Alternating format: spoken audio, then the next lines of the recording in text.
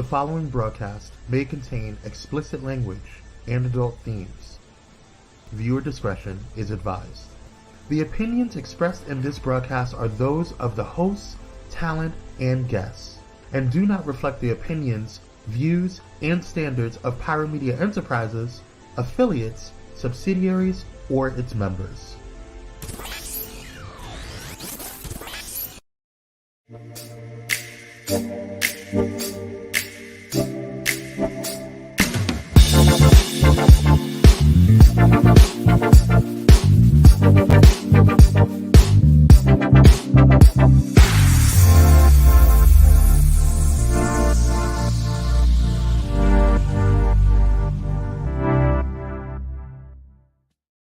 Hey, good morning, good morning, good morning. It's Just Kim, my show where I talk about things that are important to me. Yes, so welcome back. Happy Friday to you. Happy Friday. And as I say every time, my good friend, a beautiful woman of God, Andre Burke used to say, Happy Friday. It's Happy Friday. Welcome. I want to start with our morning mantra because I really want to get into our content today and have more time to discuss what we're going to talk about. So let's start with our morning mantra because that's very important. It's very important for us to get ourselves together, take a deep breath, and just let it all out so we can get into it. So first of all, I want to do this. Let's get started. I want to talk about it's okay. It is okay for what? It's okay for you not to know everything. You don't have to know everything. It's okay for you to make mistakes because we all make them. It's okay for you to be yourself. Be you. It's okay for you to ask for help. Guess what? It's okay for you to have a bad day. Just don't have a bad whole year, week, month. Sometimes you just have a bad day. It's okay for you to start over. It's okay for you to set boundaries. Sometimes you got to set a good boundary with some folks. It's okay for you to be less than perfect. And it's okay for you to do what's best for you. Right. Now, these are some things you should know. Things you should know. Things I want you to know. I want you to know that you are loved, that you are worthy, that your feelings are valid. And guess what? You are enough. Yes, you are enough. You are enough. So let's go ahead and start taking some deep breaths. Let's do that, okay? Take some time. We're going to breathe in through our nose and blow out through our mouth. Let's do that. Let's do it. Let's start.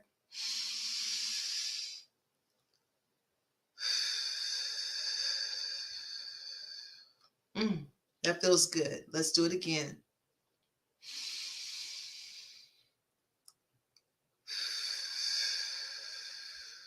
And one last time, take that deep breath.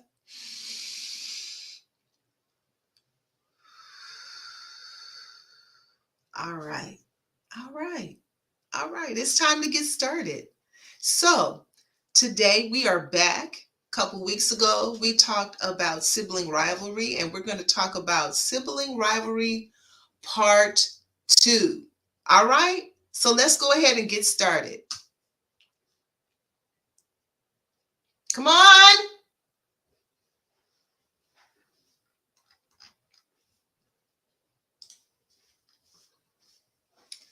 All right. My partner's back.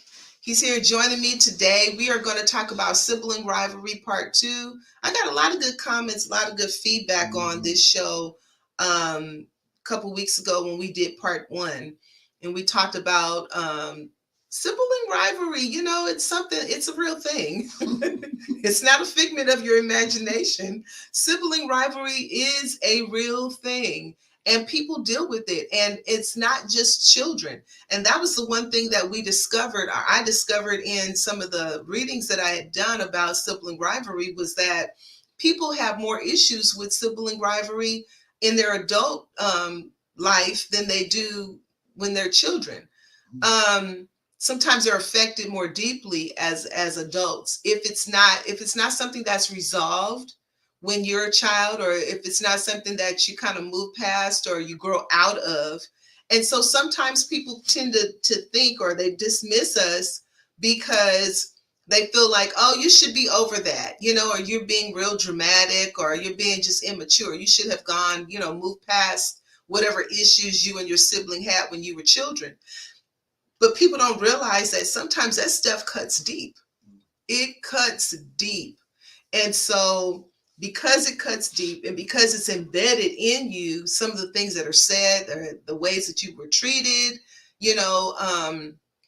some of the words that you receive from not just the siblings, but other people as well that maybe agreed with them on some certain things, that stuff stays with you.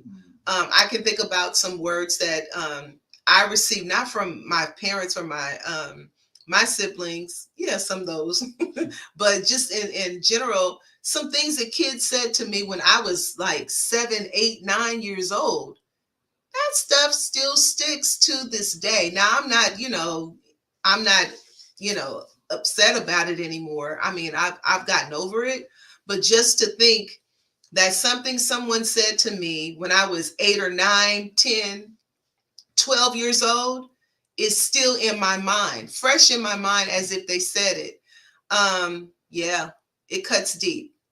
So people don't get to see the pain that you go through, that you deal with when you're dealing with sibling rivalry. So let's just kind of revisit what we talked about just a tiny bit last time. So last time we talked about some of the causes, and we're going to get deeper into that today.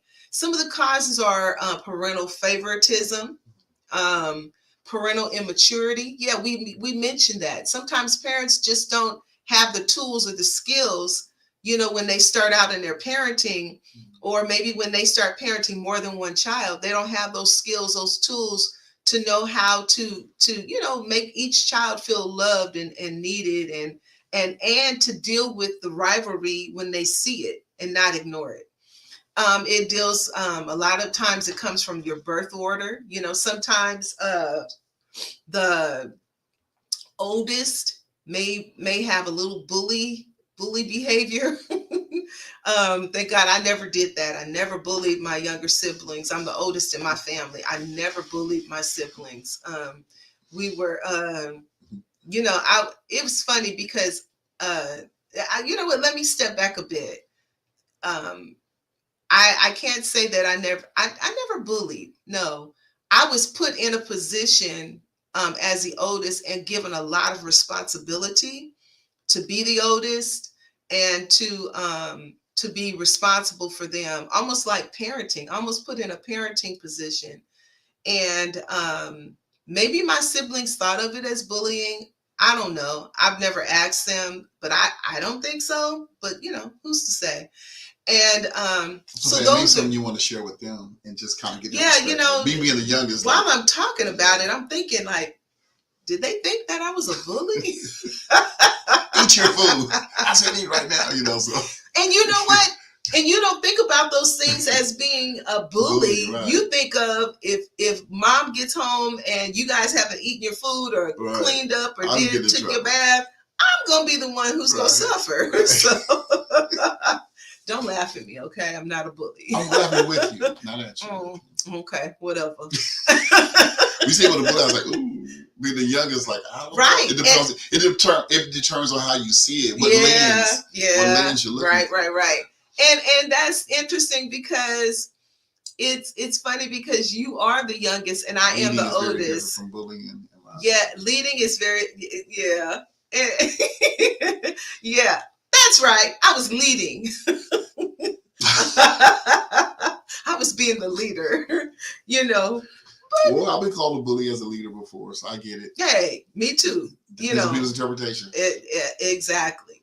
But then I started thinking, and we really didn't delve into this last time, and I'm not trying to teach a Bible study or anything today, but I thought about it, earlier this week. I was like, sibling rivalry really starts at the very beginning of time. And I was thinking about some of the folks in the Bible who dealt with sibling rivalry. Like I said, it's a real thing. It's not a figment of your imagination. And the first one led to murder. That Cain and Abel situation. So you think about that, it's like, wow, those feelings were so deep.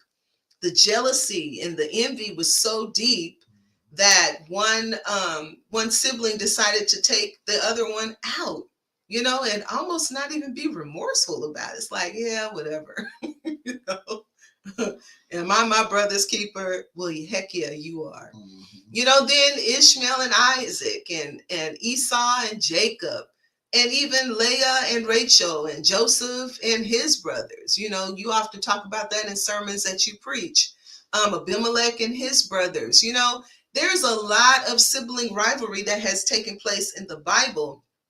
So I guess, if you think about it, maybe it is a natural occurrence. Maybe it's something that happens between siblings, but how it can be resolved really has a lot to do with parenting.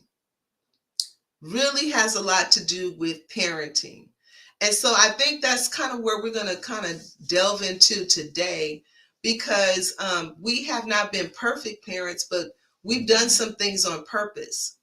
We've made a lot of mistakes as parents, as parents do, because, you don't know until you know.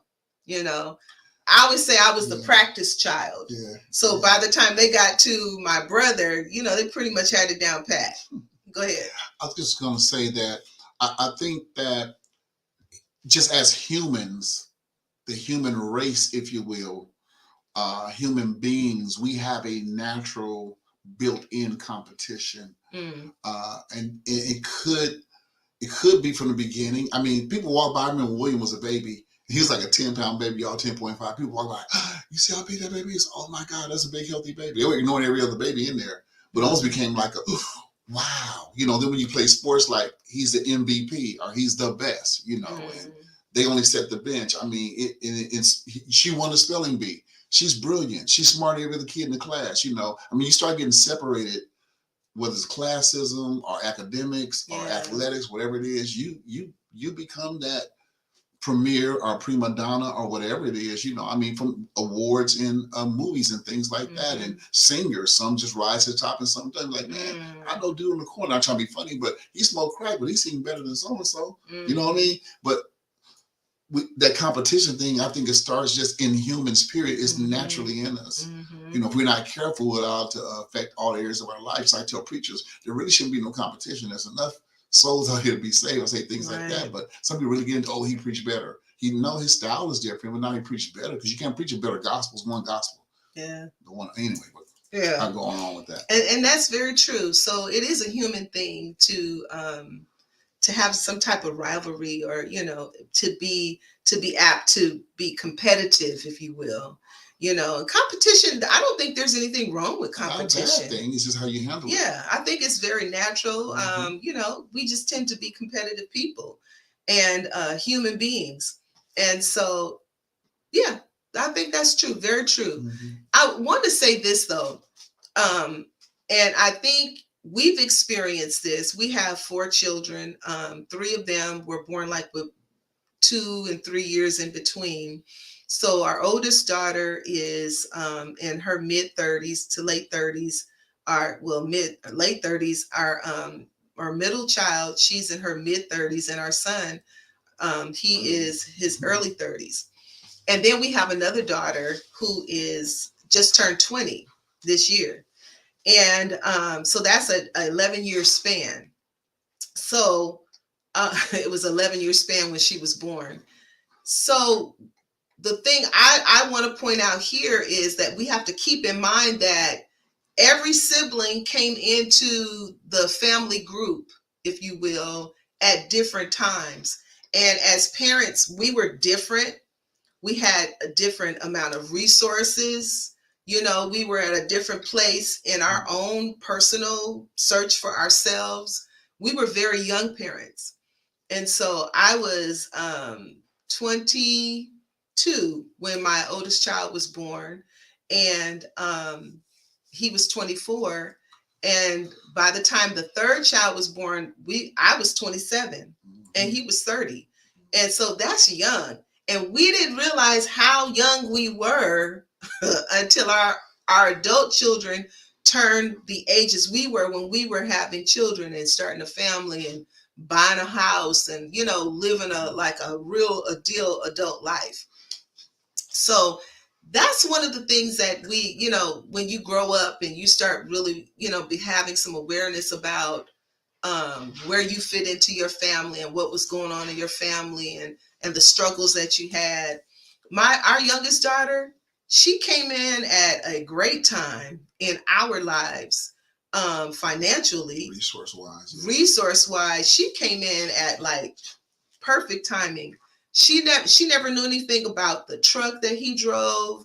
She didn't know anything about the first house we bought in Compton and lived there. She didn't know about any of the struggles, none of that. Even the personal struggles we had. She was born after that. And so she came into this family unit when things seemed to be pretty good. And so, you know, so it's different for her. Even her siblings could buy things for her, not just us. Yeah. Even her siblings were, you know, adorning her with gifts and treating her like, you know, a little princess, if you will. So, I mean, those things we have to keep in mind is that every time a sibling is born, that sibling is born into the life of the parents and the family unit at a different time. And that's very critical, based on how they see themselves in the family and how their siblings see them in the family. So one of the things that we did, we really did, because we, you know, we've shared before that we went through a really devastating time in our own personal relationship. Yes. And so as we begin to heal and move forward and make some decisions about our life and our family, we were very intentional about some stuff that we did. So one of the things that we did that was very intentional for us was we moved away from everybody. We did. We packed up the kids and cranked up the car and the moving van. And we moved all the way, literally, to the Inland Empire. Deep in the Inland Empire. Deep in almost the San Inland. Diego border. Right. And we had no family. We had no family and no village. Our village was back in LA proper, if you will, LA County. And so we had to learn how to depend on ourselves. We had to learn how to depend on each other. True. And what we did was, because we had experienced some things in our own sibling units, we were very intentional about teaching our children to do things a little different than what we had experienced. And I'm not saying that it was all our siblings' fault or whatever, but I'm just saying what we experienced, we did not want our children to experience among their sibling group. So we moved out there and they learned to play with each other, talk to each other, be with each other, and enjoy each other's company. And I know I said that last time. And respect each other. And respect each other. Yeah. Like I said, just one time that I know of, my two daughters, the oldest two, were getting ready to have a duke it out, fisticuff type situation. And I tell you, I promise you, I know in my mind, I hopped over the couch like an Olympian and got in between them. I was like, whoa, hold up now. It don't go down like that here. We don't put our hands on each other. We just don't. Okay. We can disagree. We can have an argument, whatever, but we ain't touching each other. Now, William tackled him, but it was all in fun. Yeah. I mean, he's a boy. I'm joking. Yeah. But I'm just saying, it's like, you know, I was not for the violence. Right. I was not for, because I feel like once you start that type of thing, it spirals out of control. And before you know it, you're really trying to hurt each other. Yeah. You know? So what I want us to help folks that may be listening, dealing with their children who experience some sibling rivalry or are experiencing, you may have young kids and you're seeing it already. You're seeing those little divides, you know, come up already. The first thing I want you to do is check yourself as a parent. Take a look at your parenting. Wow. Take a look at you. It starts here. It starts with you as the parent, the parents. Are you spending enough time with your kids? What areas do you need to improve? Are you spending enough time? Are you fair?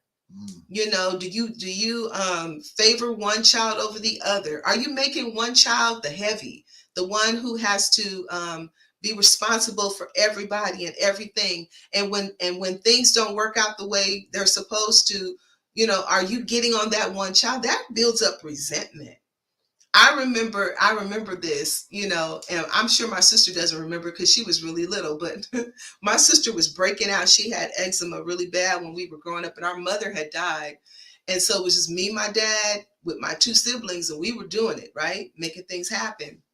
And he was really frustrated. He was a young man with 3 kids. And I remember when she broke out, and he was like, "Why is she broke out? Are you putting her medicine on her?" And I was just like, "I'm tired of putting her medicine on her. Why is it my fault if she breaks out?" And he was like, "Okay, let's start this over." And we had to talk about it. You know, I was frustrated. I was just 12 years old, being responsible for a brother who was 7 and a sister who was 4. Parentified. So, you know, it was like, that was heavy for me as a 12-year-old. That's heavy for me as a grown woman. If your kid starts breaking out, you're trying to control that. So think about it from a 12-year-old's point of view. Right. Okay. Think about that from a 12-year-old's. It was a lot. It was a lot. Being a heavy, that's a deep one, because when parents make you that responsible one, I never looked at it from that angle. Why is a sibling talking to me like this? Why are they coming at me? Yeah. Because they've been given that authority. They've been given that authority. And sometimes they feel like if I don't make you, I'm be in trouble when they get home. So yes. When that helped me. Yeah, it's very true. Honestly, you know, and I remember feeling that way. I remember feeling that way at times. It's like if everything wasn't perfect, if the clothes weren't washed, if the food wasn't warmed, if you guys weren't bathed and, you know, and pajamas on by the time Dad got home, I was going to be in trouble, you know? And so that type of thing. Now, thank God I didn't build up resentment. I did get tired and I did get frustrated because not only, think about it, not only was I dealing with helping to raise my siblings, but I was also dealing with grief, because our mother had passed away. So I was grieving, you know, and being responsible. 12 hormones. 12 hormones, all of that. Your body was changing, maturing. Yeah. So you was going through stuff yourself. I was going through stuff that you didn't have a mother to help. I didn't have a mom. You know, I had, you know, not to gross anybody out, but I had started my menstruation. Right. And my dad was like, "What do I do?" Right. I'm saying that's something to think of. That's a lot of dynamics. It was a lot going on. Yeah. That's true. So making sure that you're not favoring one child over the other. Okay. And you know what? Let's be honest. It's not that you favor. Well, some people do that. Let me not say that. But sometimes, you know, your personality, for some reason, it'll click differently with your different kids if you have more than one. It's like I have like a relationship with one daughter. We talk about this, and my relationship with the other daughter, we talk about that. My son, you know, different things like that. So I don't want to say that I favor one over the other, but I know it's different. And it's good to acknowledge that it's different. You know, I feel like your parents were different with you.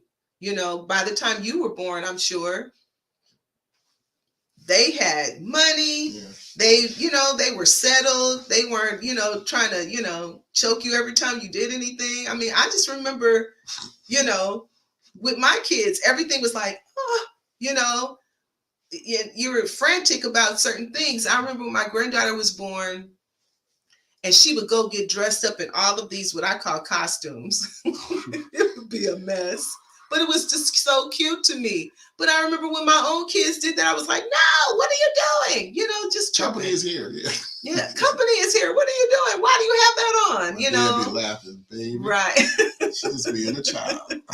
So listen up. Okay, we need to go to a commercial really quick, and then we're going to come back and talk about the rest of this. We really want to help some folks out there. All right.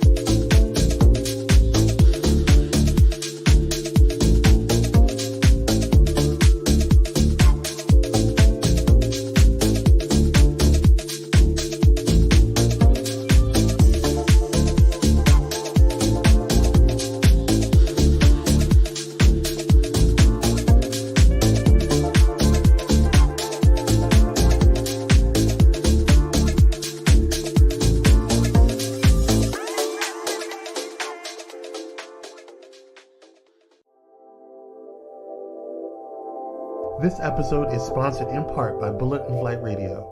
Get ready to uplift your spirit with Bullet and Flight Radio, the world's leading progressive Christian radio station. Experience the vibrant fusion of gospel house music and a rich medley of inspiration from all musical genres that'll make your heart soar. Join their extraordinary lineup of today's trailblazers, visionaries, and voices that matter, all sharing their stories and wisdom.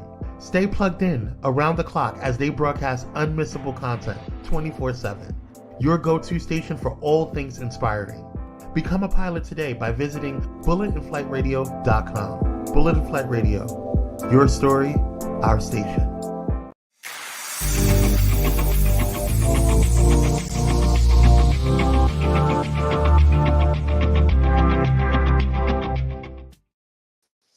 Okay, so we are back and we are in this conversation about sibling rivalry. Just trying to help some parents who are out there who may be dealing with some things with their own children. One of the things, we were having a conversation when we were on commercial break, and my husband was saying that I really helped him when I talked about how it can be a heavy responsibility for the older sibling when they have responsibilities, and it may come off like they're being mean or pushy or like a bully. But they have this responsibility to get certain things done. And so he was just saying how that was helpful to him. I don't know if you want to make remarks. Yeah, I kind of see some things differently now. I mean, because, even though you're younger, you still feel like I'm an equal. Mm-hmm. You know what I mean? I'm youngest, but I'm still, You're not my parent. Right, that kind of thing, But I realize now that, hey, when mom and dad gets home, they could be in trouble for what I did not do. Mm-hmm. So it does put a lot of pressure on them. And then number two, at what age do we turn it off? I think that was a major problem with us, is where do you turn it off? Okay, I'm in college now, or I'm in so-and-so now. I know I'm still younger than you, but I got responsibilities now. I got a family now myself, So when does that turn off valve switch, or when do you have that conversation? How do you have that conversation? Right. Yeah. So also let's get back to some ways, and these are some things that we came up with to help when it comes to sibling rivalry. You as a parent dealing with that, or just even having some acknowledgments or some awareness, as an adult. Oh, okay, maybe I'll look at it from that angle, like my husband just did. Mm-hmm. One of the things I want you to do too is take a look at your parenting style or the way you're doing it, and see if it mirrors. Does it mirror your parents, how they did things? And I'm not saying it's in a negative way, but think about the things that were hurtful. The things that maybe caused some complexes or, caused you to be distant with some of your siblings. And if so, what parts were hurtful to you? And so maybe those are the parts, if you see yourself mirroring your parents and the way they did things, what parts can you change? What can you do differently? And not that you don't want to continue parenting, but maybe you want to do it differently. Okay. And then talk to some friends or, people who are in your age group who are parenting children who are around the same age as you. And it seems like they're being successful in certain areas, and just ask them for some suggestions. What can I do differently? This is what I'm doing. Can you help me see how I can do something differently? Then another thing, and I put down here, if things are different, have that conversation. So yes. So when, and what I mean by that, because my husband was like, what does that mean? So what I mean by that is when your older children see you parenting a certain way, or your older children grow up in a certain atmosphere, things are different when they were younger, but now this younger sibling has come up, and now maybe we're doing things different. Maybe things are different. Have that conversation. You know what? I used to, yell and scream, but I've learned better. I don't do that anymore. I used to tap that behind, but I feel like I don't have to do that anymore. My kids, the older ones, they could tell you, they would get it. But the younger one, I don't know. It's like I could go 10, 9, 8, 7, 6, and she'd be like, whoa, hey, wait, let me get it together. I don't even know how that started. but it worked. I really never really had to put my hands on her. I never had to spank her or tap her or whatever. And so it was different. So have those conversations. Those are good conversations to have. This is what I wanted to get to. Have family meetings. I'm telling you, that was a blessing for us when we were a young family. We were young parents with young children. It gave our kids an audience to respectfully speak their mind and their heart and talk about things that they didn't typically like or they felt were unfair. You know, I remember, you know, we'd go to Sizzler every Monday, and you know, they would some of that stuff. It was like, ooh, that was painful, but you know, we had to take a look at it. Okay. Another thing is making sure that we are modeling, and this is something that we stay trying to do, right? Model effective communication. You want to speak on that? Yes. We don't have a lot of, you know, we never do shouting matches. That's one thing we don't do. We just never, it's just not our personality to do that. We don't have shout matches. We can be kind of sharp with words sometimes. Mm-hmm. I think her verbosity is a little stronger than mine when it comes down to that. Why? Because women just think faster, they fire off faster. It's just that, you know, that rapid fire, machine gun versus a one bullet at a time. Yeah.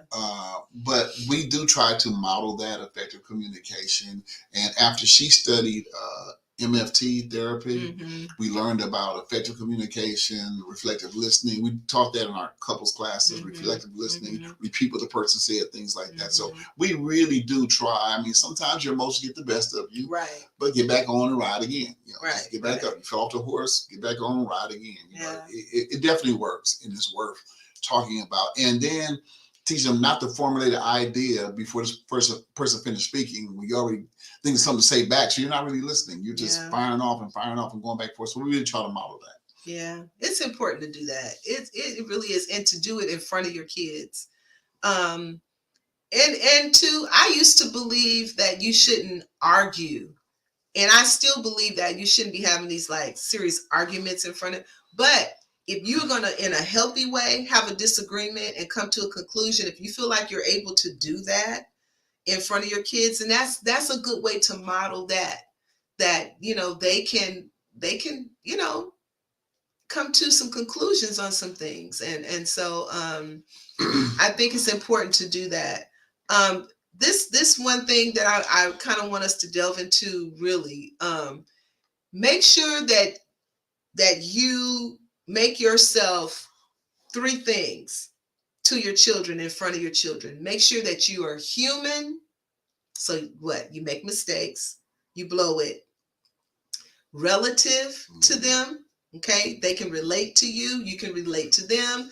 You didn't forget what it was like to be a 10-year-old. You didn't forget what it was like to be a teenager or a young adult. And then also make sure you are approachable. I do not get these folks that want their children to fear them.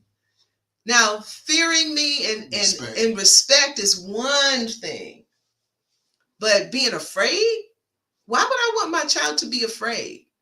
I don't want my, you know, to me, that doesn't make you relative in the life of your child if they're afraid. These people are approachable. I think you should mention that Genie Mom story you told, how when you first had a baby and people were like, girl, don't do this, girl, don't do that. And how the way she approached you was totally different. It's like, man, guards are down. Yes. Thank you for that. So there was a woman who was a dear soul in my life. She was a mother of, you know, my bonus sisters, if you will. And we called her Genie Mom. And she was just, I didn't realize just how relative she was in the life of young women until her funeral, when all these young women came and talked about what a great mother type she was to them. But my story for her was, you know, I was a very young mom, My first child, I think I was like, 22 when I had my first child. And, you know, the older women, they would come at you like, what are you doing? You don't know what you're doing. Y'all just don't know what you're doing. give me the baby. Y'all just, it was never like, let me help you, let me show you, let me teach you. But she was different. She would walk up to me and whisper things in my ear if she saw me doing something incorrect.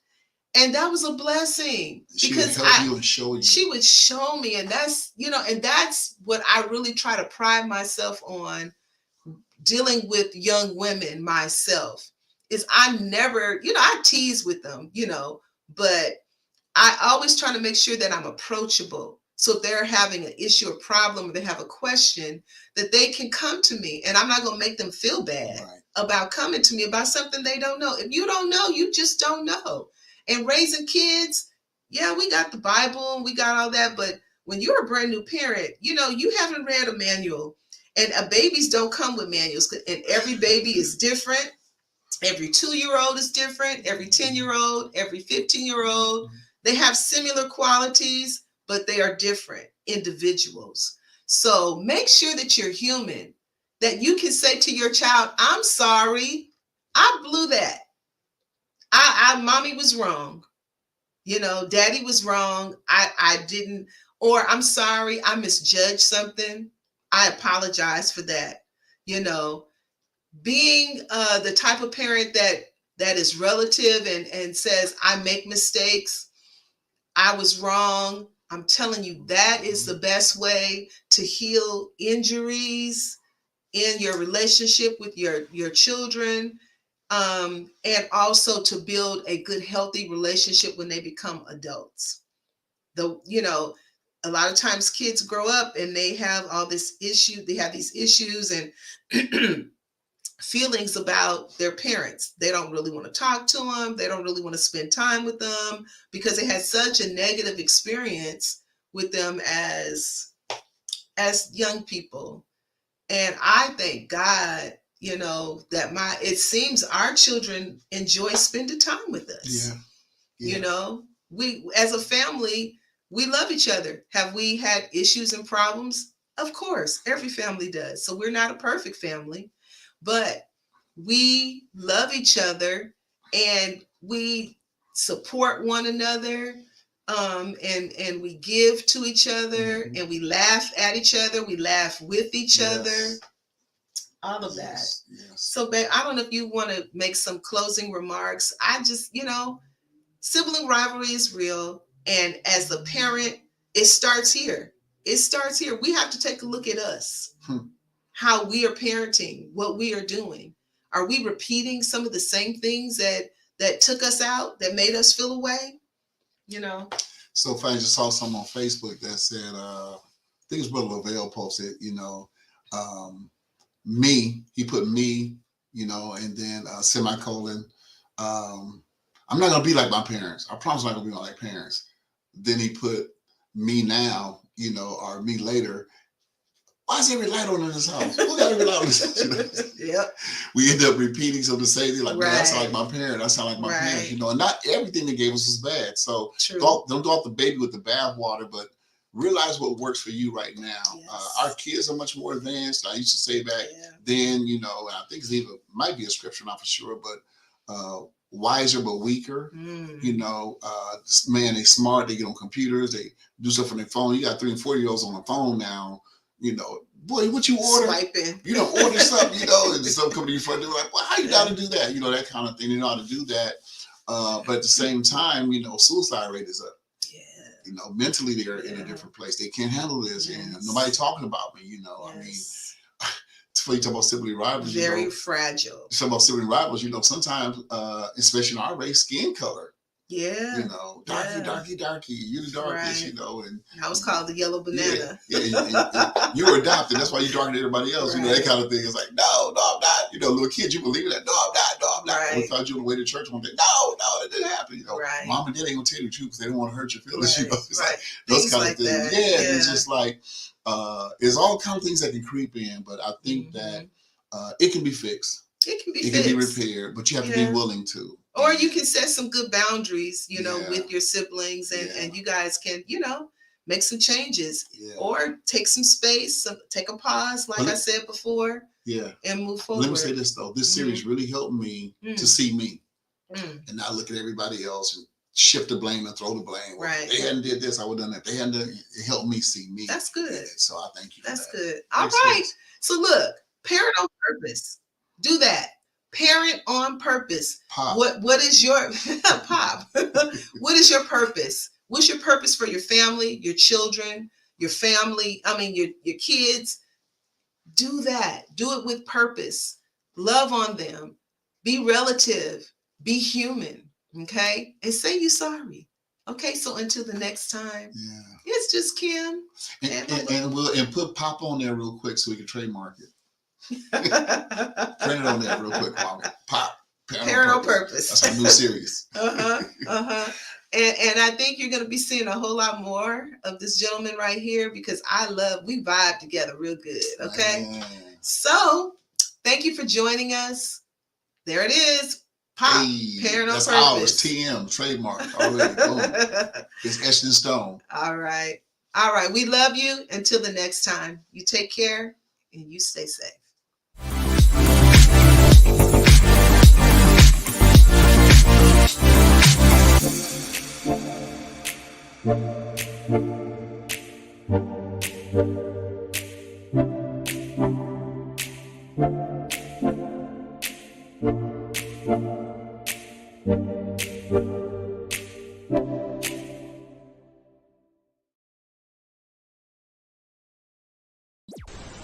If you enjoyed this content, be sure to hit the like button and subscribe to Pyro Media Network's YouTube channel for more awesome content. Plus, don't forget to hit the notification bell so you never miss when we go live or upload new videos. Visit pyromedianetwork.com today, not just to check out our incredible roster of talented creatives, but also to gain access to exclusive bonus material available only to our Pyro fam.